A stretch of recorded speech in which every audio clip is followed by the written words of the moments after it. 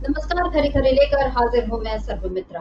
राहुल गांधी जो नेता प्रतिपक्ष हैं, कांग्रेस के सांसद हैं, उन्होंने आज बीजेपी पर एक बड़ा आरोप लगाया है। आरोप ये है कि बीजेपी राजनीतिक दुर्भावना से राहुल गांधी की छवि खराब करने की कोशिश कर रही है और इसी वजह से उन्हें बार बार अदालतों के चक्कर लगाने पड़ रहे हैं। जी हाँ, आज राहुल गांधी फिर पहुंचे सुल्तानपुर। ये आप तस्वीरें देख सकते हैं स्क्रीन पर। सुल्तानपुर पहुंचे हुए राहुल गांधी, जहां उनका भव्य स्वागत किया जा रहा है। लेकिन राहुल गांधी किसी जनसंपर्क अभियान पर नहीं निकले थे। राहुल गांधी आज पहुंचे थे सुल्तानपुर कोर्ट, जहां पर उनके खिलाफ मानहानि का मुकदमा दायर किया गया है। बीजेपी बार बार राहुल गांधी पर किसी न किसी बात को लेकर मानहानि के मतलब कई मुकदमे पहले दायर हो चुके हैं और ऐसा ही एक मुकदमा दायर किया गया था 2018 में, जिस पर राहुल गांधी ने कर्नाटक में एक प्रेस कॉन्फ्रेंस में उन्होंने अमित शाह के लिए तथाकथित रूप से अमित शाह के लिए कोई ऐसी टिप्पणी की थी जो कि बीजेपी नेता को नागवार गुजरी। और फिर उन्होंने सुल्तानपुर में वहां पे जो स्थानीय नेता हैं बीजेपी के, उन्होंने राहुल गांधी के खिलाफ एक मामला दर्ज कराया था मानहानि का। 2018 का ये मामला है जिस पर राहुल गांधी को 20 फरवरी को पहले ही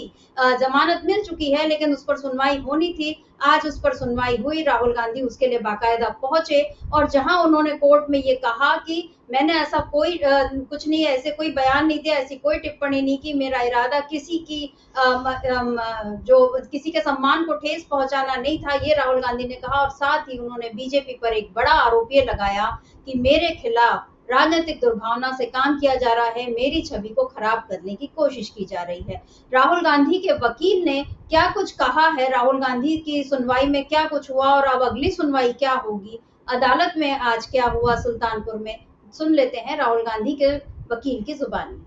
गांधी जी आए थे यहाँ पर कोर्ट के, क्या हुआ, क्या बयान दर्ज हुआ, क्या कहा उन्होंने? माननीय राहुल जी का मुकदमा एमपीएमएलए कोर्ट नंबर 15 के यहाँ बयान दर्ज करने अभियुक्त नियत था। माननीय राहुल जी आए, उन्होंने अपना बयान दर्ज कराया। माननीय राहुल जी ने कहा कि परिवाद में कहे गए सारे आरोप निराधार हैं, ये निराधार हैं। इस राजनीतिक दुर्भावना से एक कंप्लेंट फाइल की गई है। मैंने कभी भी किसी भी व्यक्ति के विरुद्ध उसकी मानहानि को नष्ट करने के उद्देश्य से किसी व्यक्ति के विरुद्ध कभी कुछ नहीं कहा है और ये परिवाद दायर किया गया है। मेरी तथा मेरी पार्टी की छवि को बदनाम करने के लिए राजनीतिक दुर्भावना से परिवाद दायर किया गया है।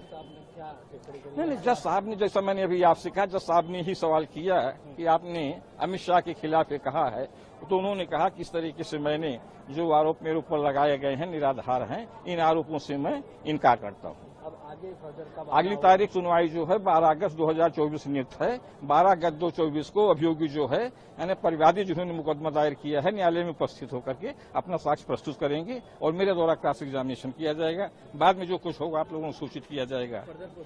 Yes of course. कई बार जो आपके पोजीशन की तरफ से बार बार बुलाए जाने पर भी नहीं आ रहे थे और अब अंततोगत को आना पड़ा, उसको कैसे देखते हैं? नहीं, मैं क्या कहना चाह रहा हूँ कि बार बार बुलाने के यहाँ बुलाने का कोई प्रश्न नहीं था, क्योंकि राहुल गांधी जी जब आए थे उन्होंने अपनी जमानत कराई थी। उसके बाद न्यायालय रिक्त हो गई थी, न्यायालय के पास क्षेत्राधिकार नहीं था। न्यायालय जब क्षेत्राधिकार आया तो हमारी क्या से न्यायालय के क्षेत्राधिकार आने के पश्चात बिना विलंब किए हुए राहुल जी ने आके अपना बयान दर्ज कराया। ऐसा होता है कि कंप्लेनेंट के काउंसिल या डिफेंस की काउंसिल जो जिस तरफ से रहता है कुछ न कुछ ऐसी बातें करता है, तो राहुल जी जो है सदैव उन्होंने न्यायालय का सम्मान किया है और मैंने पिछली बार कहा था कि न्यायालय का सम्मान करते हैं और नियत तिथि पर आएंगे, अपना बयान दर्ज कराएंगे। आज संसद की कार्यवाही चल रही थी, राहुल जी संसद की कार्यवाही को छोड़ करके आकर के न्यायालय में उन्होंने अपना बयान दर्ज कराया। ये है राहुल गांधी की विश्वसनीयता और न्यायालय के प्रति समर्पण और प्रेम।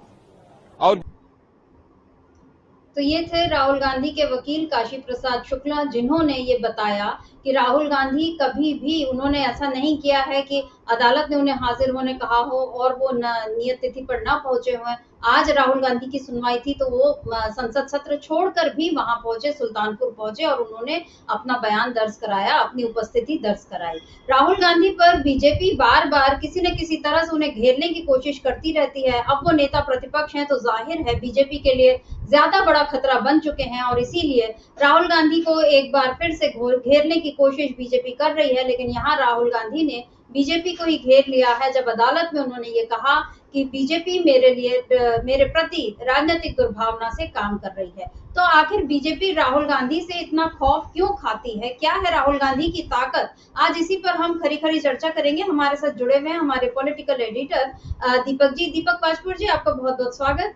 नमस्कार दीपक जी। अभी हमने सुना ये जो काशी प्रसाद शुक्ला है राहुल गांधी के एडवोकेट, उन्होंने उनसे ये सवाल एक्चुअली ये किया गया कि राहुल गांधी बार बार नहीं आ रहे थे, क्योंकि ये खबरों में ये मैंने जो देखा उसमें ये था कि राहुल गांधी को सुल्तानपुर कोर्ट में कई बार हाजिर होने कहा गया, वो बार बार नहीं आए। आज वो आए हैं और फिर आज उन्होंने ये दर्ज कराया अपना बयान, तो अब कोर्ट ने उनको सुनवाई की अगली तिथि 12 अगस्त दी है। तो यहाँ पर उनके एडवोकेट का ये कहना था कि ऐसा नहीं है और कोर्ट रिक्त थी, पहले उनको जमानत मिल चुकी है, उसके बाद जब कोर्ट के अधीन ये मामला आया तो वापस उनको बुलाया गया और राहुल गांधी आज फिर आए, जबकि वो संसद सत्र छोड़ कर आए हैं। राहुल गांधी पर इस तरह के जो आरोप लगाना, जहां अदालत के भीतर राहुल गांधी ये कह रहे हैं कि मेरे प्रति राजनीतिक दुर्भावना से काम किया जा रहा है, और ये बात राहुल गांधी ने संसद के भीतर भी कही जब उन्होंने ये कहा कि पता नहीं क्या क्या बोलकर या मेरे खिलाफ मीडिया में जिस तरह से माहौल बनाया गया। अपनी प्रेस कॉन्फ्रेंसेस में भी राहुल गांधी इस बात को बोल चुके हैं। उनसे जब सवाल होते तो उन्होंने ये भी कह दिया कि आप बीजेपी के पत्रकार, और इस पर भी काफी बड़ा हंगामा खड़ा करने की कोशिश की गई थी कि राहुल गांधी ने पत्रकार को ऐसा क्यों कहा। हालांकि राहुल गांधी जहां तक उनसे बल पड़ता है वो सारे सवालों के जवाब देते हैं। अदालत उनको जहां बुलाती है, मतलब उनके ऊपर देश भर में अलग अलग जगहों पर मुकदमे चले हैं और राहुल गांधी गए भी हैं। आज फिर राहुल गांधी, क्या लगता है दीपक जी, जो मानहानि का मुकदमा, क्योंकि एक खबर में ये भी था कि राहुल गांधी पर जितने मुकदमे हुए हैं उनमें से ज्यादातर जो है वो मानहानि के हैं, और जाहिर है बीजेपी की ओर से ये मानहानि के दावे किए जाते रहे। तो आखिर बीजेपी नेताओं को, उनको अपनी इज्जत को सारा खतरा, अपने सम्मान के लिए सारा जो खतरा है वो राहुल गांधी से ही उनको क्यों दिखाई देता है? देखिए, इसमें बड़ी मजेदार किस्म की बात यह है सर्मित्रा जी कि अपमान किसी का हो रहा है, अपमान कहीं और हो रहा है, मुकदमा कोई और दर्ज कर रहा है और मुकदमा कहीं और दर्ज हो रहा है। जो भी व्यक्ति थोड़ा भी कानून की समझ रखता है वो जानता है कि कॉज ऑफ एक्शन एक होता है कि जहां पर घटना होती है, मुकदमा या पुलिस थाने का मामला जो होता है वहीं के वहीं दर्ज होता है। लेकिन ठीक है, अब एक तरह से ये है कि भारतीय जनता पार्टी जो है वो सत्ताधारी दल है, उसकी अपनी सरकार है, उसको बहुत सारी सुविधाएं मिल जाती हैं, और फिर हम अपनी जो न्यायिक प्रक्रिया है इसके बारे में भी जानते हैं कि बड़ी ही दुरूह है, बड़ी जटिल है। वो मतलब होता यह है कि सजा चाहे जब मिले तब मिले, या हो सकता है कि निर्दोष बरी आदमी कोई हो जाए, लेकिन वो कोर्ट की जैसे ही वो सीढ़ियां चढ़ता है उसकी सजा जो है वो शुरू हो जाती है। फिर चाहे वो निर्दोष हो चाहे दोषी हो, आप बार बार जाते रहिए, बार बार आप अपना काम छोड़ के जाइए। हम सब जानते हैं कि हमारे यहाँ कहावत चलती है कि मतलब अस्पताल और कोर्ट, इसमें किसी को न जाना पड़े, यही सबसे बड़ी बात होती है। दूसरी बात, वैसे तो अब ये चूंकि ये मामला न्यायाधीन है, इसके बारे में बहुत ज्यादा कुछ नहीं कहा जा सकता। उसकी बारीकियां क्या हैं, क्या बयान आएंगे, किन किन धाराओं के अंतर्गत और क्या किया गया है, अब साक्ष्य जब आएंगे तब उसमें और बहुत सारी चीजें खुलेंगी। लेकिन राहुल गांधी ने जिस प्रकार से कहा है, उसके बाद अगला जिसने दायर किया है मामला, वो मामला अब उनका भी क्रॉस एग्जामिनेशन होना है, इनके बचाव पक्ष के वकील जो है काशी प्रसाद शुक्ला जी की ओर से, तब और बहुत सारी चीजें सामने आएंगी। लेकिन मेरा ये कहना है कि जब आप राजनीति करते हैं तो आपको राजनीति में एक थोड़ा सा ये मानना चाहिए कि जिस प्रकार से आप किसी का भी अपमान करने के लिए आजाद हैं। अब अमित शाह का अपमान किसे अमित शाह के बारे में अगर राहुल गांधी ने कभी कहा, आज से 6 साल पहले 2018 की घटना है, वो भी चुनाव के ही दौरान हुआ था वो, तो अपमान महसूस कौन कर रहा है? सुल्तानपुर में बैठा हुआ एक व्यक्ति कर रहा है जिनका नाम विजय मिश्रा है, वो केवल भारतीय जनता पार्टी के हैं। आप दूसरे मामले को याद कीजिए जिसमें मोदी के बारे में, मोदी नाम के बारे में एक बयान दिया था कोलार में, कर्नाटक के अंदर जिस समय चुनावी रैलियां हो रही थी, तो उन्होंने कहा था कि बहुत सारे जो अपराधी हैं वो मोदी नाम ही क्यों है। तो सूरत के बैठे हुए एक मोदी को इतना चुभ गया, जबकि देश में मेरे ख्याल से कम 10-12 लाख मोदी जरूर होंगे अलग अलग समुदायों के, उसमें मारवाड़ी भी हैं, उसमें बनिया भी हैं, बहुत सारे मोदी जो सरनेम है बहुत सारे लोगों का होता है। लेकिन एक ऐसे व्यक्ति को अपमान महसूस हुआ मोदी का के बारे में कहने का, कि उन्होंने वहां पर एक मुकदमा दायर कर दिया। ये बातें मुझे ऐसा लगता है कि सुल्तानपुर की कोर्ट भी संज्ञान में लेगी कि आप केवल किसी एक व्यक्ति को टारगेट करने के लिए या किसी विपक्षी दल को टारगेट करने के लिए आप इस प्रकार से मानहानि के मुकदमे दायर कर रहे हैं। अभी आप देखिए, अमित शाह तो अभी महाराष्ट्र में थे। महाराष्ट्र में उन्होंने जाकर शरद पवार के बारे में ये कहा कि वो भ्रष्टाचारियों के सरगना हैं। अब अगर कोई उन्हें ले जाके एक मामला दायर कर दे तो देखिए, राजनीति में जब आप रहते हैं तो आप मालूम है कि आप जब खुद लोगों पे बढ़ चढ़कर आरोप लगा रहे हैं, 2-4 आरोप आप पे भी लग सकते हैं। आपके पास इतना बड़ा दिल होना चाहिए कि आप अगर सत्ता में है, आपके खिलाफ बहुत सारी चीजें होती है, बातें होती हैं। मोदी साहब तो आप याद कीजिए क्या क्या नहीं कर देते, तो नेहरू तक चले जाते हैं। सोनिया गांधी की बहुत बार, मैं ये नहीं कह रहा हूं कि अगर उन्होंने खराब कहा तो आप भी खराब कहे, ये मैं नहीं कह रहा हूं। लेकिन जहां तक इसकी राहुल गांधी का ये जो कहना है कि राजनीतिक दुर्भावना से, ये बात सही है कि आप पॉलिटिकल लड़ाई को पॉलिटिकल तरीके से लड़िए। आप किसी व्यक्ति को इस प्रकार से लगातार टारगेट करना शुरू करेंगे तो आप याद कीजिए, मतलब आपको ये याद रखना पड़ेगा, कभी आपका भी नंबर आ सकता है। अब भारत में देखिए ऐसा होता है कि इतने जो कानूनी प्रक्रिया इतनी जटिल होती है कि आप किसी को उलझा के रख सकते हैं जीवन भर। तो राहुल गांधी, लेकिन अगर उन्हें ये गलतफहमी है कि आप राहुल गांधी को इस तरीके से डराएंगे तो उल्टा होता यह है कि ऐसे व्यक्ति की छवि जो है वो और कहीं बढ़ती जाती है। लोग इस चीज को मार्क करने लगते हैं, नहीं भाई ये आदमी विक्टिम है, इसको जबरदस्ती तंग किया जा रहा है। अरे कोर्ट के भी कई बार संज्ञान में आता है। हमने बहुत सारे मुकदमे ऐसे देखे हैं राजनीतिक लोगों के। अरुण जेटली ने भी किसी के खिलाफ इस प्रकार का मामला जो था वो दायर किया हुआ था, फिर आपस में समझौता हो गया, सुलह हो गई, वो अलग हो गया। अरविंद केजरीवाल ने किसी के बारे में कह दिया था, वो मामला चला था। नितिन गडकरी के बारे में ऐसे मामले होते रहे। नितिन गडकरी के खिलाफ शायद मेरे ख्याल से केजरीवाल ने ही एक कोई बयान दिया था। नितिन गडकरी कोर्ट में चले गए थे, बाद में दोनों वकील मिले, समझौता हो गया, बात खत्म हो गई। मेरा कहना, राजनीतिक लड़ाई को आप कोर्ट कचहरी और थाने तक ले जाएंगे तो इससे कोई भी नहीं बचेगा। तो मेरा ऐसा मानना है कि अगली सुनवाई में और बहुत कुछ होगा। ये बात सही है कि राहुल गांधी व्यस्त है। एक बार तो वो तब नहीं आ पाए थे जब वो न्याय यात्रा में थे। ये मेरे ख्याल से शायद 3-4 महीने 5 महीने पहले की बात है। तो फिर उन्हें एक नोटिस गया। कई बार वकीलों का भी दबाव रहता है, वकीलों का भी दबाव रहता है, नहीं साहब ये बार बार नहीं आ रहे, आप इनको नोटिस भेजिए। तो उन्हें फिर 25-25 हजार के मुचलके पे छोड़ दिया गया। अब इसके पहले हम किसी को न तो दोषी माने न निर्दोष माने। मैं ये नहीं कहता कि राहुल गांधी को हम ही कोई मीडिया ट्रायल हम नहीं करना चाहिए हमें, ये तो कोर्ट ही डिसाइड करेगी। लेकिन जो प्रवृत्ति है, मेरा कहना केवल यह है कि ये प्रवृत्ति कोई बहुत अच्छी नहीं है कि आप एक दूसरे के खिलाफ मुकदमेबाजी करते रहिए। इसकी बजाय आप जनता का काम कीजिए, आप मिलजुल कर काम कीजिए। आप ये देखिए कि भारतीय जनता पार्टी, मैं विजय मिश्रा के लिए भी कह रहा हूँ, इन सब चीजों की बजाय आप ये सोचिए भारतीय जनता पार्टी की इतनी सारी सीटें कम क्यों हो गई वहां से, क्यों रायबरेली और वहां से 2-2 जगह राहुल गांधी जीत रहे हैं, आप अयोध्या हार रहे हैं। आपका सारा ध्यान अगर लोगों को फांसने में और लोगों को उलझाए रखने में होगा तो माफ करें, आप अपना काम भी जो है वो भूलते जाएंगे। आपको भी बार बार कोर्ट आना पड़ेगा, ऐसा नहीं है। राहुल गांधी में पर्याप्त साधन संपन्न है, वो 2 बार नहीं 10 बार 50 बार आ सकते हैं। लेकिन ये ख्याल रखिए कि उन्हें भी आना पड़ेगा। बाकी देखिए अब अगले 12 अगस्त को जो होता है उसमें क्या होता है, क्या राहुल गांधी फिर से आएंगे, क्या उन्हें छूट दे दी गई है, ये थोड़ा देखने वाली बात होगी। लेकिन अगले बार तो उन्हें ही क्रॉस एग्जामिनेशन जब होगा तो और बहुत सारी चीजें आएंगी। आप याद कीजिए सूरत का जो मामला हुआ था, सूरत का मामला तो खुद ही वो जो मिस्टर मोदी थे उन्होंने जाके हाल्ट करा दिया था, अपना मामला जो था उन्होंने रुकवा दिया था। लेकिन बाद में खुद जाकर तब खुलवाया जब देखा गया कि राहुल गांधी की छवि बढ़ रही है, वो शक्तिशाली हो रहे हैं, भारतीय कांग्रेस जो है लगातार मजबूत हो रही है, पूरा विपक्ष जो है वो इकट्ठा हो रहा है। तो सीधे सीधे प्रथम दृष्टिया ये लगता है कि राजनीतिक दुर्भावना से प्रेरित ये मुकदमा हो सकता है। तरुण मिश्रा जी। जी बिल्कुल, और ये बात बिल्कुल सही है कि राजनीतिक दुर्भावना और बीजेपी पर ये आरोप लग रहा है, और ये कोई पहला आरोप नहीं है। कल ही हमने देखा कि किस तरह से अनिल देशमुख ने भी जो बातें कही, यानी कि बीजेपी पर उन्होंने गंभीर आरोप लगाए कि किस तरह से वो खेल कर रही है, सत्ता को गिराने के लिए कौन कौन सी तिकड़में अपनाई जा रही हैं। तो बीजेपी के बारे में एक नकारात्मक बातें जो हैं वो लगातार फैल रही हैं, और ये खुद बीजेपी की अपनी सेहत के लिए अच्छा नहीं है। हो सकता है अमित शाह, नरेंद्र मोदी और बीजेपी के बाकी नेताओं को ये लगे कि हम इस तरह से अगर खेल करके जितनी भी हम सत्ता हासिल कर लें या अपना दबदबा दिखा सकें, तो एक प्रभाव होना एक चीज होती है और दबंगई दिखाना दूसरी बात होती है। और यहाँ अगर बीजेपी के लिए लगातार ये नकारात्मक बातें आएंगी, क्योंकि जैसा हम देख रहे हैं एक नरेंद्र मोदी ने एक जुमला दिया था, आपदा में अवसर, और यहाँ पर अगर वही बात राहुल गांधी के लिए की जाए, मतलब मान लो अगर हम इस बात को ये इस तरह से लें कि ये राहुल गांधी पर एक आपदा आई कि उनको कोर्ट के चक्कर लगाने पड़े, लेकिन यहाँ पर उस अवसर को देखिए कैसा वो हो गया कि वो सुल्तानपुर में ये लोगों का हुजूम उमड़ गया।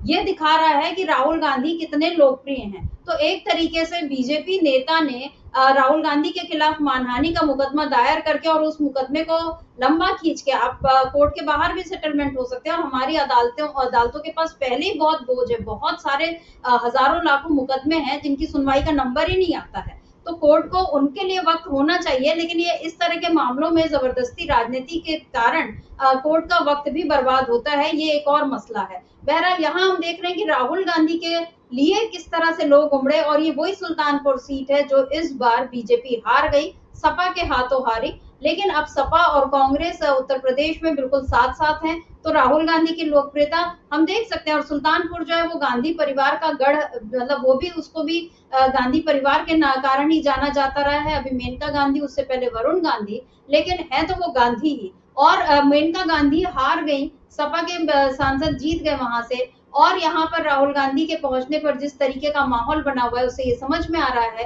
कि न केवल रायबरेली और अमेठी बल्कि सुल्तानपुर में भी कांग्रेस की जड़ें जो हैं, एक समय में उसका गढ़ हुआ करता था, फिर से मजबूत हो सकती हैं। बीजेपी ने उसको एक मौका दे दिया है, राहुल गांधी को ही, कि आप जाइए और सुल्तानपुर में भी अपनी वाहवाही कराइए। और संसद से उनको ठीक है दूर रखने की आज के लिए कोशिश की गई होगी कि मानसून सत्र में अभी जिस तरह से राहुल गांधी नेता प्रतिपक्ष के तौर पर एक प्रभावशाली भूमिका निभा रहे हैं, उसमें बीजेपी को तकलीफ हो रही है। तो एक दिन की राहत के लिए बीजेपी ने अपने लिए ज्यादा बड़ी मुसीबत मोल ले ली है, ऐसा लगता है। राहुल गांधी आज केवल सुल्तानपुर कोर्ट ही नहीं गए, बल्कि उन्होंने जो रास्ते में वो जिन जिन लोगों से मिल सकते थे उनसे मिले, अलग अलग वर्गों के लोगों से उन्होंने मुलाकात भी की, उनकी समस्याओं को सुना। ये देख सकते हैं, हम इस वीडियो को देख लेते हैं जिसमें राहुल गांधी छात्रों से बात कर रहे हैं, क्या कुछ कह रहे हैं छात्र राहुल गांधी से, इसको सुन लेते हैं। वाले कौन है? इतने दिन से सर इतने दिन से दिक्कत हो रही है, हम लोग बहुत पढ़ रहे हैं, क्या कर रहे हैं? सोल्यूशन नहीं है। सोल्यूशन आपके मुताबिक क्या है? मेरे मुताबिक फिर से एग्जाम हो। सर एग्जाम हो, वही सोल्यूशन है। यही सोल्यूशन है सर, बहुत बड़े स्तर पे यहाँ पे, मतलब आपने कितनी बार लिया है नीट का एग्जाम? सर ये फर्स्ट अटेम्प्ट था सर, लेकिन अगर कितने वोट कितने आए? सर 621 आए सर। आपको क्या लगता है पेपर लीक हुआ है पूरा? जी सर, बिल्कुल बिल्कुल। Thank you. दीपक जी, यहाँ पर छात्र अपनी जो व्यथा है वो राहुल गांधी को बताते आ रहे हैं। हम जानते हैं कि सुप्रीम कोर्ट ने ये कहा है कि नीट का एग्जाम फिर से नहीं होगा, और लेकिन उसमें जिस तरह की धांधली की खबरें आई थी, तो छात्रों को ये उम्मीद थी, जिन लोगों को ये लगता था कि हो सकता है कहीं हमारे साथ नाइंसाफी हुई हो और अगले बार जब पेपर हो तो हम उसमें क्लियर कर लें, या ईमानदारी से अगर सब कुछ हो तो हो सकता है हमें मौका मिले। छात्रों की अपनी पीड़ा है, अदालत का अपना फैसला है, लेकिन देखने वाली बात यह है कि छात्र अपनी पीड़ा बीजेपी से नहीं बोल रहे हैं, वो राहुल गांधी से बोल रहे हैं। यानी राहुल गांधी में ही उम्मीद की किरण जो है वो छात्रों को नजर आ रही है। राहुल गांधी ने रास्ते में एक जूता बनाने वाले से भी मुलाकात की थी। क्या है उस मुलाकात में, क्या कुछ कहा उन्होंने, सुन लेते हैं इसको। कुछ सामान भी देख रहे थे, क्या उन्होंने जूता उता भी बनवाया क्या?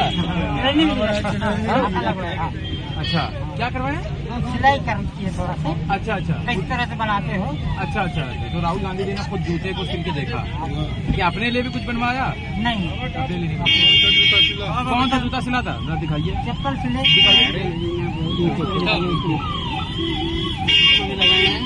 क्या दिखाइए? अच्छा, इसको सिलाई की है। नाम आपका चेतराम है? रामचेत। दादा आप आपके भाई है कौन है? भैया आपके पिताजी। आपका क्या नाम है? राघव राम। जी, क्या अभी क्या कुछ राहुल गांधी जी से बात हुई, कैसा लगा उनसे मिलकर? बहुत अच्छा लगा, बहुत अच्छा लगा। हमारे मतलब रिस्पेक्ट दिया, इज्जत दिया, यहाँ पर आके हमारे मान सम्मान किया। बट यही पूछ रहे थे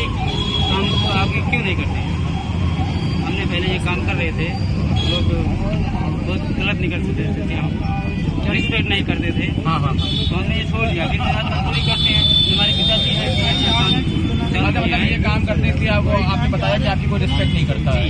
हम तो राहुल गांधी ने उस संदर्भ में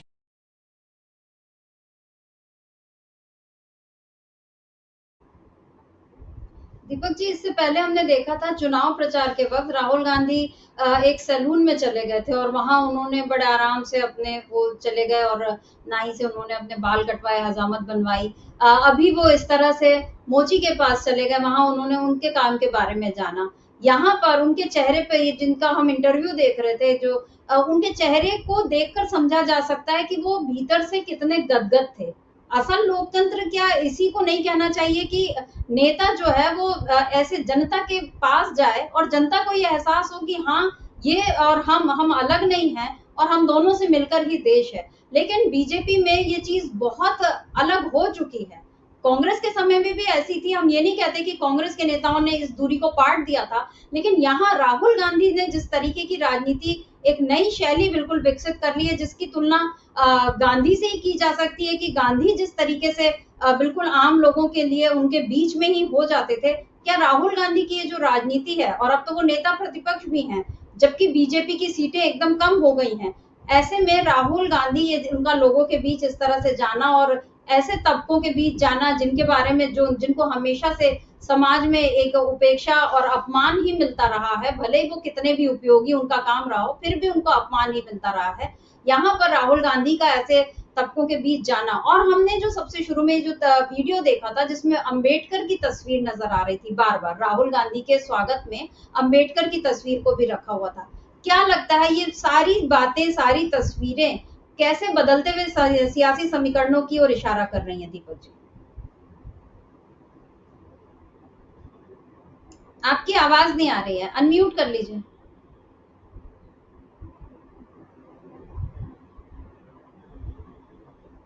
आपकी आवाज नहीं आ रही।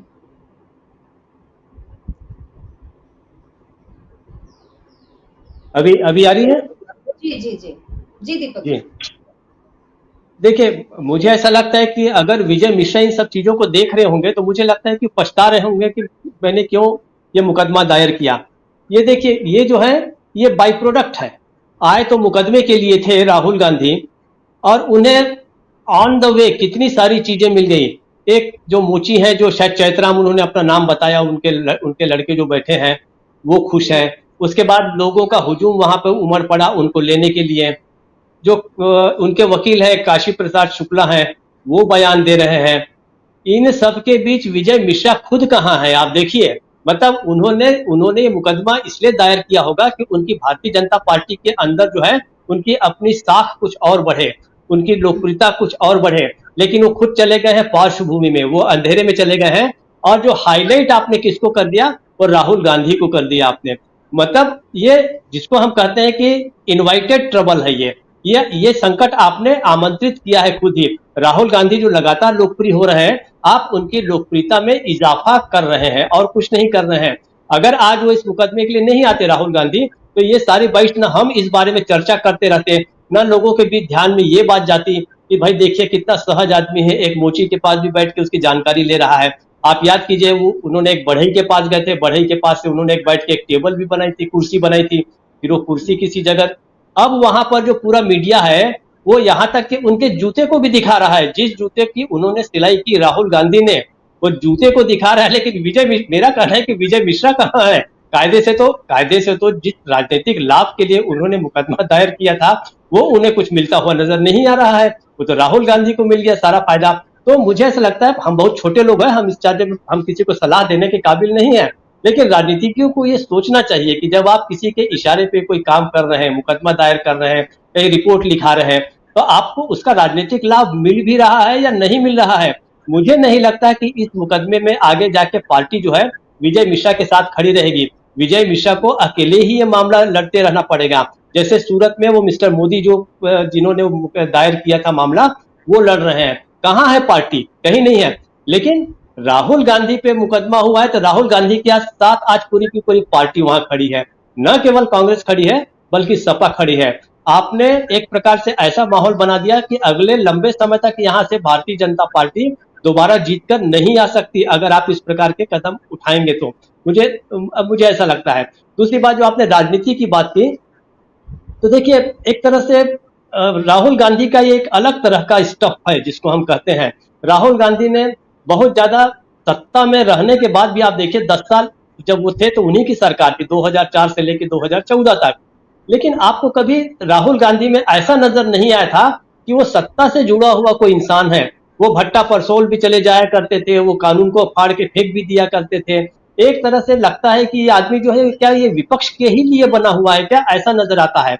जिस समय विपक्ष पूरा हिंदुस्तान में जो है एक तरह से खत्म हो चुका था, इस आदमी ने 7 सितंबर 2022 को जो यात्रा निकाली, उसके बाद विपक्ष को खड़ा कर दिया, अपने पार्टी को खड़ा कर दिया।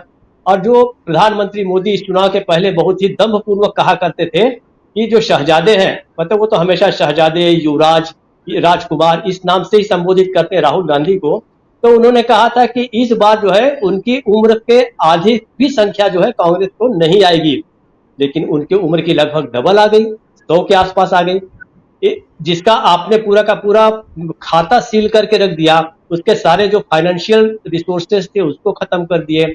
आपके पास भरपूर पैसा रहा, लेकिन राहुल गांधी किस कारण से वो वापस, ऐसा नहीं कि कांग्रेस ही अचानक इतनी शक्तिशाली बन गई, राहुल गांधी की यही जो राजनीति है। कभी वो मुखर्जी नगर में जाके छात्रों से मिलते हैं, कभी वो रेस्टोरेंट में चले जाते हैं। आप याद कीजिए जिस समय अंबानी के परिवार में जब शादी थी जिस शाम को, और वहां पे 56 भोग सारे के सारे लोग खा रहे थे, राहुल गांधी उस शाम को एक रेस्टोरेंट में बैठ के पिज्जा खा रहे थे 2-4 लोगों के साथ मिलकर। तो ये जो जनता का जो सबसे निचला तबका है उसके साथ उसका जो जुड़ाव है।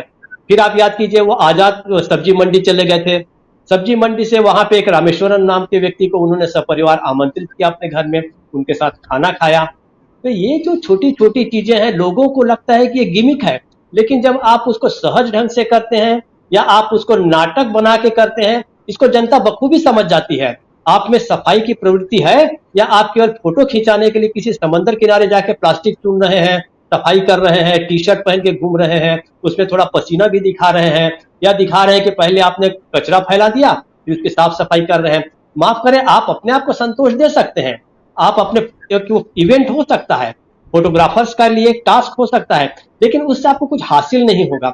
हासिल आपको उनसे होगा मिलकर जो इसी प्रकार सड़क के किनारे बैठे हुए लोग हैं, सफाई कर्मचारी हैं, जूते बनाने वाले, टेबल कुर्सियां बनाने वाले, गिग वर्कर्स हैं। उनके साथ राहुल गांधी की जो एक ऐसा लगता है मुझे, कई बार मैं सोचता हूं इनके बारे में कि मैं इनकी तुलना ज्यादा अपने परिवार में नेहरू से करता हूं। नेहरू के पास भी पहले सत्ता नहीं थी, लेकिन उन्होंने वो सारी तकलीफें झेल के सत्ता तक पहुंचे हैं। राहुल गांधी का उल्टा है, सत्ता छोड़कर वो इस जमात के पास पहुंचे हैं, गरीब गुरबे जो लोग हैं उनके पास गए हैं। ये चीजें बड़ी क्लिक करती हैं। और आप ये जानिए कि उनकी जो खराब छवि बनाई गई थी करोड़ रुपए खर्च करके, उस छवि को तोड़ने में, उस मिथक को तोड़ने में राहुल गांधी का यही व्यवहार जो है ये बहुत काम आया है। इसने सारा का सारा पलट दिया। इन्हें शहजादा कहते थे, युवराज कहते थे, लेकिन जनता कह रही थी ये शहजादा और युवराज कहाँ है, ये तो हर किसी से वो सामान्य ढंग से मिलता है, बस टी शर्ट और एक पैंट पहना हुआ रहता है। इसके अलावा उनके पास फिलहाल लगता है कि कोई दूसरा ड्रेस नहीं है। केवल जिस दिन वो विपक्ष के नेता चुने गए थे तो उस समय संसद का डेकोरम मेंटेन करने के लिए, शिष्टाचार निभाने के लिए उन्होंने कुर्ता पाजामा पहन लिया था। तो मुझे ऐसा लगता है कि राहुल गांधी में एक स्वाभाविक प्रवृत्ति है। मुझे ऐसा भी नहीं लगता कि कोई राजनीतिक लाभ लेने के लिए सब कर रहे हैं, इतनी चतुराई उनमें है ही नहीं, सही बात कहें तो। बाकी ठीक है, आप राजनीतिक गलतियां जो भारतीय जनता पार्टी कर रही है वो अपने आप उसका परिणाम सामने आएगा। 12 अगस्त का जरूर इंतजार है कि उस दिन विजय मिश्रा जो है वो क्या कहते हैं। और बाकी देखिए, मुझे ऐसा लगता है कि ये लोगों को ये अपील कर रही है ये चीजें। सर्वी मित्तल जी, बिल्कुल। 12 अगस्त को कोर्ट में क्या होगा ये एक अलग मसला है। संसद भी उस दिन खत्म हो जाएगी जो मानसून सत्र चल रहा है, और बजट को लेकर जितना हंगामा है, शायद बीजेपी को भी उस दिन थोड़ी राहत मिल जाएगी, वो ये सोचेगी। और अभी तो देखने वाली बात ये है कि 12 अगस्त तक भी सत्र चलता है कि नहीं चलता है, क्योंकि जैसे बीजेपी की आदत रही है हंगामे के नाम पर या तो विपक्षी सांसदों को निलंबित कर दो या फिर पहले ही सत्र का अवसान कर दो। तो ये अब दोनों में क्या होता है ये देखने वाली बात रहेगी। लेकिन 12 अगस्त को राहुल गांधी फिर उनके ऊपर पर जो मुकदमा चला है सुल्तानपुर कोर्ट में, उस पर आगे कुछ होगा, ये 12 अगस्त को सामने आ जाएगा। लेकिन जो अभी हम चर्चा कर रहे हैं कि राहुल गांधी ने किस तरह से एक राजनीतिक उसकी जो धारा है उसको पूरी तरह से मोड़ कर रख दिया है। और यहाँ पर दीपक जी, जो मोदी अपने आप को बार बार गरीब का बेटा, चाय बनाकर बेचा हूं और पता नहीं क्या क्या बोलकर उन्होंने अपना रोना नहीं रोया है, और अभी तक उनका रोना चल ही रहा है। तीसरी बार प्रधानमंत्री बन गए फिर भी कि डेमोक्रेसी का गला घोट रहे हैं और मेरा गला घोट रहे हैं, इस तरह की बातें वो किए जा रहे हैं। और उधर राहुल गांधी, उनके ऊपर लगातार इतने ज्यादा मतलब आप कभी हम ये देखें सोशल मीडिया जो बीजेपी का है, और उस पर आज भी राहुल गांधी के लिए बालक बुद्धि शब्द का इस्तेमाल करके ही अब क्योंकि अब शहजादा ना बोल रहे तो बालक बुद्धि बोल रहे, कुछ ना कुछ बोलकर उनका अपमान, उनकी माँ का अपमान, उनकी नानी का अपमान, किसी को भी नहीं छोड़ते बीजेपी के लोग राहुल गांधी की जब बात आती है। तो यहाँ पर मुझे अभी एक सूर्यकांत त्रिपाठी निराला, शायद उनकी कविता का एक वो हिस्सा है जिसमें विष्णु जी से ये पूछते हैं नारद जी कि आपका सबसे बड़ा भक्त कौन है, तो वो कहते हैं एक किसान है मेरा भक्त। तो नारद जी उसको देखते हैं, उस किसान के, तो वो देखते हैं कि वो तो सुबह उठता है, एक बार उन्होंने हरि का नाम लिया, दोपहर में फिर वो काम पे गया, दोपहर में फिर हरि का नाम लिया और रात को सोने से पहले। तो उन्होंने बोला इसने केवल 3 जमा आपका नाम लिया, 3 बार बस आपका नाम लिया और आप इसको अपने सबसे बड़ा भक्त बोल रहे हैं। तो विष्णु जी ने ये कहा कि वो किसान है, उसका काम किसानी है, खेती, और उस काम को वो पूरी ईमानदारी से कर रहा है, मेरा ही दिया हुआ काम है, वो मेरा नाम ले ना ले लेकिन मेरा दिया हुआ काम पूरी ईमानदारी से कर रहा है, इसीलिए वो मेरा सबसे बड़ा भक्त है। ये कथा सुनाने की मैंने इसलिए सुनाई क्योंकि यहाँ अगर हम इसी चीज की तुलना ये करें कि कौन असली मायनों में प्रधान सेवक है जनता का, जिसको मोदी खुद के लिए उन्होंने ये अपने लिए तमगा ले लिया कि मैं प्रधान सेवक हूँ, कि मैं जो हूँ बिल्कुल जनता का हूँ। लेकिन वो जनता के कितने हैं ये हम देख रहे हैं कि आप देश विदेश सब जगह घूमते हैं, आपके पास अकेले जाकर गुफा में जाकर या वो जो विवेकानंद स्मारक में जाकर आपके पास ध्यान करने का वक्त है, लेकिन आपके पास जनता के बीच जाकर उसकी जो तकलीफ है उसको सुनने का वक्त नहीं है। और दूसरी ओर राहुल गांधी हैं जो कभी ये दावा नहीं कर रहे कि मैं ही सबसे बड़ा प्रधान सेवक हूँ, लेकिन चाहे किसानों के बीच जाना हो, बढ़ई के बीच जाना हो, कुलियों के बीच जाना हो, मजदूरों के बीच जाना हो, मोची के बीच जाना हो, या फिर वो जो कारीगर जो घर बनाते हैं जिनसे वो पूरा सीमेंट का काम कर रहे हैं उनके बीच जाना हो, राजमिस्त्री के बीच, सबके बीच राहुल गांधी पहुंच रहे हैं, उनकी तकलीफों को समझ रहे हैं। लेकिन बीजेपी को फिर भी ये शिकायत है कि राहुल गांधी जो हैं वो उनका अपमान करते हैं। तो यहाँ सवाल ये है कि अपमान कौन करता है, कौन प्रधान सेवक है, कौन जनता के करीब है और कौन जनता से दूर है। लेकिन जनता सब देखती है और इस बार के जो चुनावी नतीजे हैं उसने भी ये चीज दिखा दी। दीपक जी, आज एक खबर और आई कि राहुल गांधी को संभवतः सुनहरी रोड जो है दिल्ली में 5 सुनहरी रोड, वहां पर उनको नया घर मिल गया है, सरकारी आवास, क्योंकि वो नेता प्रतिपक्ष हैं। और आज जब वो मानहानि के मुकदमे के लिए गए थे तो याद पड़ता है कि जिस तरह से आपने जिक्र किया पूर्णेश मोदी, ये देखिए 5 सुनहरी बाग रोड, यहाँ पर राहुल गांधी का ये आवास हो सकता है क्योंकि प्रियंका गांधी आज यहाँ पहुंची थी और बाकी लोग भी, और उन्होंने निरीक्षण किया था। तो राहुल गांधी का भी नया आधिकारिक आवास होगा। अभी तक वो अपनी माँ के आवास पे रह रहे थे और हम लोगों ने देखा है कि किस तरह से उनको तुगलक लेन वाले उनके घर से हटाया गया था, उनकी सांसदी खत्म करके। आज जब राहुल गांधी को ये नया आवास मिला है, उधर सुल्तानपुर में आपने ये जो देखा हमने नजारा कि राहुल गांधी का किस तरह से लोग उनको हाथों हाथ ले रहे हैं और राहुल गांधी भी जनता के बीच पहुंच रहे हैं। क्या बीजेपी और उसके नेता जैसे पूर्णेश मोदी या विजय मिश्रा या अमित शाह और नरेंद्र मोदी और जेपी नड्डा, ये लोग विचार करेंगे कि अब वो राहुल गांधी के साथ सकारात्मक राजनीति का मुकाबला करें और नकारात्मकता को छोड़ें? क्या इस पर विचार करेंगे बीजेपी के नेता? सर मित्रा जी, देखिए, नकारात्मकता और सकारात्मकता ये बहुत ही स्वाभाविक प्रवृत्ति होती है। हाँ, ये ठीक है कि व्यक्ति अपने आप को सुधार भी सकता है और कर भी सकता है। जैसे बाइबिल में कहा गया है कि every saint has a past and every sinner has a future, मतलब हर संत का कोई न कोई काला इतिहास होता है और हर पापी का भी एक भविष्य होता है जिसमें सुधर सकता है। लेकिन होता यह है कि जब आप अपनी पूरी की पूरी राजनीति, आप आपने जो पद पाए हैं, आपने जो संपत्ति अर्जित की है, उस सबका आधार ही अगर नकारात्मक प्रवृत्ति है तो आप उसको कैसे छोड़ सकेंगे? आपको उसको छोड़ने में बहुत बहुत बड़ा त्याग करना पड़ेगा। मतलब केवल नकारात्मक प्रवृत्ति कह देने से नहीं छूट जाती, वो दिखनी भी चाहिए। आपकी सकारात्मक प्रवृत्ति, नकारात्मक प्रवृत्ति कहने को तो हर व्यक्ति यही कहेगा कि नहीं, हम बहुत सकारात्मक राजनीति करते हैं, हमेशा बार बार मोदी कहते हैं कि विपक्ष को सकारात्मक राजनीति करनी चाहिए, लेकिन सकारात्मक और नकारात्मक केवल ऐसे नहीं हो जाता है कि हम जो कर रहे हैं वो सकारात्मक है और आप जो कर रहे हो, अगर आप हमारा विरोध करते हैं, आप अदानी के बारे में हमसे सवाल करते हैं, आप अगर कोरोना के बारे में मरने वालों की संख्या पूछते हैं, बेरोजगारी की बात करते हैं, महंगाई की बात करते हैं, तो आप नकारात्मक हो गए। तो ऐसा तो नहीं होगा। ये सकारात्मक और नकारात्मक का पैमाना आप तय नहीं करेंगे, ये जनता तय करेगी।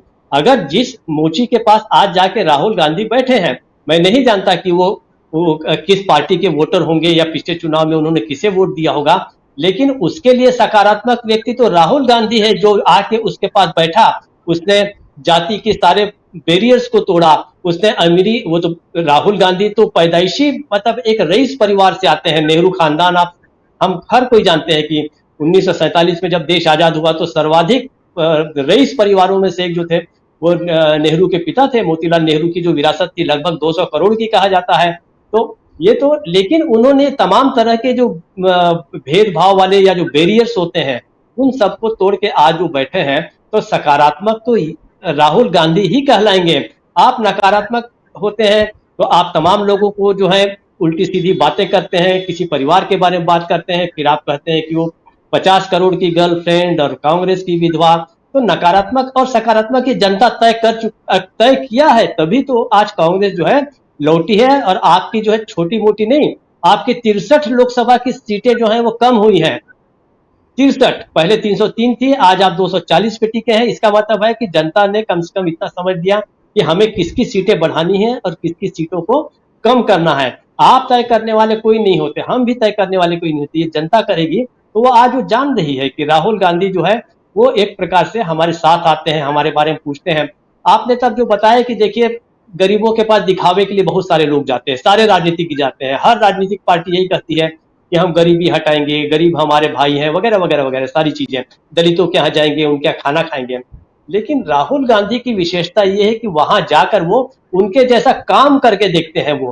वो बढ़ई के पास जाते हैं तो खाली पूछते नहीं, वहां पर बैठ कर ये नहीं देखते, वो कुर्सी बनाते हैं बाकायदे।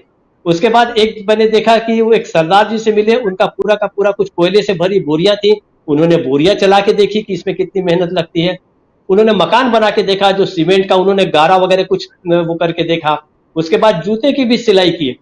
भारत में आप जानते हैं सौमित्रा जी की जाति प्रथा जो है कितनी जबरदस्त है, पूरा का पूरा समाज इससे जकड़ा हुआ है। एक सामान्य व्यक्ति को आप अगर खड़े देखें मोची के यहाँ तो जूते चप्पल उतार कर दूर खड़ा हो जाता है उस मोची से, लेकिन ये वहां जाके बैठते हैं, उनके साथ रुकते हैं, बात करते हैं। तो ये सकारात्मक राजनीति है, इसी ने प्रभाव डाला है। भारत में सकारात्मक राजनीति के दिन ऐसा लग रहा था कि खत्म हो गए हैं। हर कोई चाणक्य बनना चाहता था, और वो चाणक्य कैसा, जो नकारात्मक चाणक्य है, सकारात्मक चाणक्य नहीं। हर आदमी जो है वो ऐसा राजा बनना चाहता था, वो मेकियावेली का राजा बनना चाहता था, जिसके अंदर चतुराई हो, जिसके अंदर अहंकार हो, जिसके अंदर सब तरह के दुर्गुण हो। तो हमें वैसा राज बनते बनते जो है वो वर्तमान जो स्थिति है उससे भारत, मैं कहता हूं, बच गया। भारत को अब पता चलने लगा है कि सकारात्मकता क्या है राजनीति के अंदर और नकारात्मकता क्या है। दूसरी जो आवास वाली जो बात है, मैं इस पर 2-3 मिनट आपका लूंगा सौमित्रा जी। ये आवास, देखिए राहुल गांधी परिवार के लिए आवास कोई बहुत बड़ी समस्या नहीं है। आप याद कीजिए जब राहुल गांधी से मकान लिया गया था तो पूरे देश में कैंपेन चला था कि मेरा घर राहुल का घर, और दिल्ली की एक महिला ने तो अपना मकान ही उनके नाम पे कर दिया था। लेकिन ये नहीं कि राहुल गांधी ने उस मकान को ले लिया, ये नहीं कि राहुल गांधी लोगों के घरों में जाके बैठ गए, वो अपनी माँ के यहाँ गए, जो कि स्वाभाविक है, ठीक है भाई। लेकिन राहुल गांधी का ये जो आवास वाला मामला है, ये बहुत प्रतीकात्मक लड़ाई है। आप याद कीजिए कि आनंद भवन इलाहाबाद का इतना बड़ा मकान, जो भी देखेगा उसे जाके जरूर देखना चाहिए। खासकर नई पीढ़ी के लिए मैं कहता हूं, जो लोग ये कहते हैं कि नेहरू ने देश के लिए क्या किया, वहां पर जो आनंद भवन है उसके बाजू में बना हुआ स्वराज भवन, तो आज शायद वो अरबों की प्रॉपर्टी है, वो उन्होंने देश को दे दिया, वो दोनों बड़े भवन आप याद कीजिए। उसके बाद प्रधानमंत्री जब बने, पहले प्रधानमंत्री बने हम पंडित नेहरू, तो 3 मूर्ति में रहा करते थे, आप याद कीजिए। और 3 मूर्ति में जब रहते थे, पहला उनका आवास था। उसके बाद उनके मृत्यु के बाद जब लाल बहादुर शास्त्री को जब वो मकान दिया गया, तो लाल बहादुर शास्त्री ने कहा इस मकान के अंदर इतना महान व्यक्ति रह चुका है कि मेरी वो हैसियत नहीं है कि मैं उस मकान में रहूं। उन्होंने दूसरा बंगला अलॉट किया, और उस तीन मूर्ति भवन को उन्होंने बदल के संग्रहालय कर दिया। फिर जो शंकर कार्टूनिस्ट है उन्होंने अपना वहां पे कार्यालय भी बनाया, लेकिन हाल में उसका नाम फिर से बदल दिया गया, उसको तमाम प्रधानमंत्रियों का संग्रहालय बना दिया गया। तो भारत में आवास की लड़ाई जो है वो बहुत ही प्रतीकात्मक हो गई है। नेहरू खानदान मुझे नहीं लगता कि कभी भी आवास का मोहताज है। अगर राहुल गांधी जो है वो सड़क पर भी एक टेंट भी में भी लगाकर आज बैठ जाते हैं तो उन्हें कोई फर्क नहीं पड़ेगा। ठीक है, नियम है लोकसभा के और संसद के अपने नियम है कि जो विपक्ष का नेता होता है उसको उसकी जरूरत के हिसाब से तमाम तरह के लोग मिलने आते हैं, मीटिंग्स होती हैं, तो इनको एक बड़ा मकान अलॉट किया जाएगा। अब यहीं पर मैं अंतिम बात कहता हूं, जो सकारात्मक और नकारात्मक क्या होती है इसकी जो परीक्षा होती है हमको ऐसे ही वक्त पे पता चलती है। आज आप देखिए कि जिस मकान को खाली कराया गया था जब राहुल गांधी से, तो उनको दुनिया भर के लोगों ने ट्रोल किया था। इसके विपरीत उनकी जो सबसे बड़ी आलोचक रही अपना स्मृति ईरानी जी, उनका मकान जब खाली कराया जा रहा था तो लोगों ने जब ट्रोल करना शुरू किया तो राहुल गांधी ने मना किया लोगों को और कहा कि नहीं, उन्हें अपमानित मत कीजिए, जीवन में हार जीत लगी रहती है। तो ये जो बंगला है एक प्रकार से ऐसे व्यक्ति को जिसको कभी पप्पू कह दिया गया, जिसे पार्ट टाइम पॉलिटिशियन कहा गया, जिसे कहा गया कि ये कई तरह के नशे करते हैं, कभी कहा गया कि विदेश भाग जाएंगे, कभी कहा गया कि बारबाला के बेटे वगैरह वगैरह, हम सब जानते हैं उन्हें क्या क्या विशेषण जो है विपक्ष की ओर से, विशेषकर भारतीय जनता पार्टी और जो उनकी जो ट्रोल आर्मी है, उनका जो IT सेल है, उसने क्या क्या नहीं किया। उनके मॉर्फ, उनके उनके वीडियो गए, उनके बयानों को बदला गया। ये बंगला मुझे लगता है कि बहुत बड़ी जीत है। किस प्रकार से एक आदमी जो है वो विपक्ष का जो बंगला है उसको अपने अधीन लेता है। ये लोकतंत्र की जीत है, जिसको मैं राहुल गांधी मानता। ये भारत के लोकतंत्र की जीत है कि आपने जिस व्यक्ति को सड़क पर ला दिया था, उसे खाली कर दिया गया था, उसने वापस जाकर उसे हासिल किया और पहले से बड़ा और ज्यादा महत्वपूर्ण बंगला हासिल किया। वैसे ही जैसे कभी ममता बनर्जी को राइटर्स बिल्डिंग, जो कलकत्ता का जो पश्चिम बंग मंत्रालय है, जहां पे उन्हें जब अपमानित किया गया था तो उन्होंने कहा था मैं अब तभी लौटूंगा जब मैं मुख्यमंत्री बनूंगी, मैं जब मुख्यमंत्री बनूंगी तभी लौटूंगी। और हमें ममता बनर्जी से कोई ऐसी बात नहीं कि कोई समर्थन या विपक्ष वाली विरोध वाली बात नहीं है, लेकिन ये एक दृढ़ निश्चय होता है, ये एक संकल्प होता है। उस संकल्प को प्राप्त किया है। राहुल गांधी से बोलेंगे नहीं, लेकिन हम सब इसको मानते हैं कि ये बंगला जो है भारत की लोकतंत्र की लड़ाई की बहुत बड़ी जीत का प्रतीक है। तरुण मित्र जी। जी बिल्कुल, ये जो बंगला हम देख रहे हैं 5 सुनहरी बाग रोड पर, ये राहुल गांधी का नया आधिकारिक आवास हो सकता है, क्योंकि वो नेता प्रतिपक्ष हैं, इसीलिए उनको नियमों के अनुसार एक ये बंगला दिया गया है जो बड़ा है और जिस पर लोग अपनी जरूरतों के हिसाब से उनसे मिलने आएंगे, तो एक जगह बनी रहे जहां राहुल गांधी को बैठ के करने में सुविधा हो। वरना जैसा दीपक जी आपने बताया कि राहुल गांधी पहले भी बोल चुके हैं कि पूरा देश मेरा घर है, और अभी भी वो उसी तरह से रहते हैं इस देश में कि वो जहां चले जाएं लोग उनको अपने घर के लोग के सदस्य की तरह ही ट्रीट करते हैं, और राहुल गांधी भी उन लोगों से वैसा ही मिलते हैं। राहुल गांधी ने ये जो राजनीति को एक बिल्कुल नया मोड़ दे दिया है और लोकतंत्र में फिर से एक ये जो उम्मीद जगाई है कि सकारात्मक राजनीति आज भी मुमकिन है, ये राहुल गांधी का दम है। और जैसा उनके वकील ने कहा भी था कि राहुल गांधी जो नाम है वो विश्वास का प्रतीक बन चुका है, और ये बिल्कुल सही बात, ऐसा अभी लग रहा है आज के समय में कि राहुल गांधी को देखकर ही एक उम्मीद जो है वो शायद लोगों में बंधती है कि ये इंसान जब तक राजनीति, सक्रिय राजनीति में बना रहेगा, तब तक राजनीति में नकारात्मक चाहे जितनी हो जाए बातें, लेकिन उम्मीद जो है वो हमेशा बनी रहेगी। तो खैर अब देखते हैं दीपक जी की 12 अगस्त को क्या होता है इस मानहानि के मुकदमे का, लेकिन 12 अगस्त तक बहुत सारी चीजें और होनी है। संसद का सत्र अभी चल ही रहा है, जिसमें रोजाना नए नए हंगामे देखने मिल रहे हैं, और राहुल गांधी क्योंकि नेता प्रतिपक्ष है तो उन पर भी बीजेपी लगातार आरोप लगा ही रही है कि वो कभी हिंसा के लिए उकसा रहे हैं, कभी वो प्रधानमंत्री के भाषण को रोक रहे हैं, कभी वो सत्ता पक्ष के किसी और नेता पर कुछ कर रहे हैं। उनको लगातार आरोपों में लेने की कोशिश बीजेपी की जारी है। बीजेपी की अपनी राजनीति वो चल रही है और इधर राहुल गांधी अपनी बनाई लीग पर चल रहे हैं। कौन आगे निकलता है इसमें, ये जनता तय करेगी। तो आज इस चर्चा को हम यहीं रोकते हैं। दीपक जी आपका बहुत बहुत शुक्रिया, और शुक्रिया आप तमाम दर्शकों का जो आज हमारे साथ जुड़े और आपने इस चर्चा को ध्यान से सुना। आगे भी आप बने रहिए डीबी लाइव के साथ, देखते रहिए डीबी लाइव। नमस्कार।